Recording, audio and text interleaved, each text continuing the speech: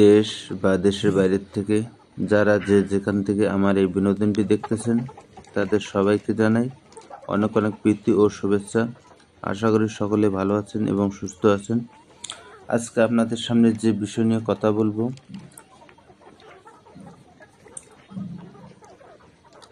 সে বিষয় হচ্ছে একদম ডিমের জন্য রেডি মুরগি পুলেট সংগ্রহ করে যারা খামার করেন বা করতে চাচ্ছেন, এছাড়া নতুন উদ্যোক্তা যারা আছেন, যারা বিভিন্ন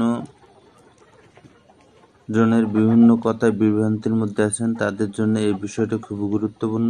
তাই ভিডিওটি না টেনে পুরো ভিডিওটা দেখবেন এবং চ্যানেলটাকে সাবস্ক্রাইব করে বেল আইকনটি অল করে দেবেন এরকম নিত্য নতুন ভিডিও সবার আগে পেতে।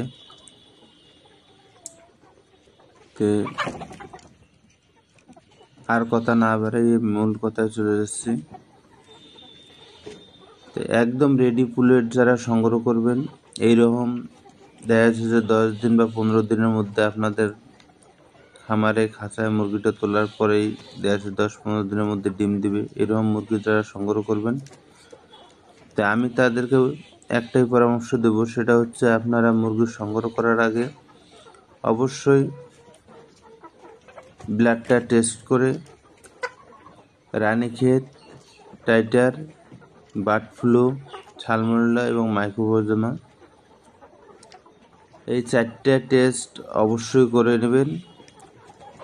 এই 4টে টেস্ট করলে আপনাদের কি হবে, আপনাদের মুরগিটা একবারে যেহেতু ডিমের জন্য রেডি মুরগি, সেহেতু এই মুরগিটা আপনারা সঠিক কিনতে পারলেন কি না এই বিষয়টা আপনারা শিওর হয়ে যাবেন।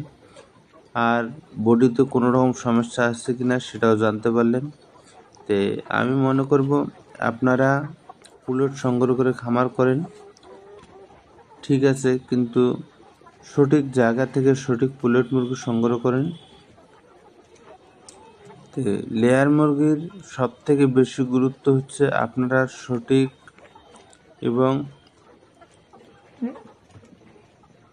স্বাস্থ্যসম্মত খামার থেকে মুরগি সংগ্রহ না করতে পারলে আপনারা খামার সঠিকভাবে পরিচালনা করতে পারবেন না।